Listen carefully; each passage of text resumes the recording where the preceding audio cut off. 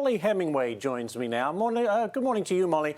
Most of the Republicans focusing their attacks on Donald Trump right now. Is that the right strategy or a dangerous strategy? Because we know that Mr. Trump likes to get down and wrestle in the mud, and he's pretty darn good at it. Well, the reason why it's not a very good strategy actually has to do with the Republican voter.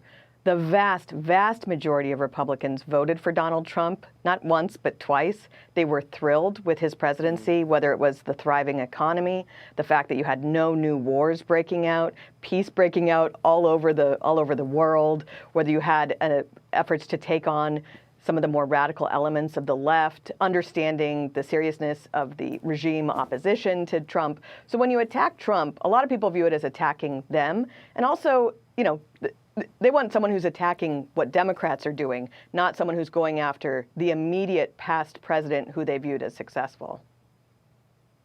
Yeah, that's a very good point. You know, an MSNBC analyst tried to make the case that Chris Christie could prove to be a pretty effective brawler in a fight with Trump. Watch this. I'll get your comment. Christie's got a different stage presence. Christie's got a different style. If Christie can make the debate stage, if Donald Trump shows up for it, and if Christie does what he's telegraphing, as Shaq's reporting there, he's going to do, it could be a variable we haven't seen in 16. I don't know if it elevates Christie at all in terms of his standing, but could it land a punch against Trump that nobody in nearly a decade now of watching Trump interact with the Republican Party, that nobody has managed to land? Yeah, it kind of comes back to your original point, Mollie. I mean, can Chris Christie land a punch on Trump, and is that what he needs, or the other candidates? Yeah, various pundits inside politics or in the media are thrilled at the idea of someone attacking Donald Trump.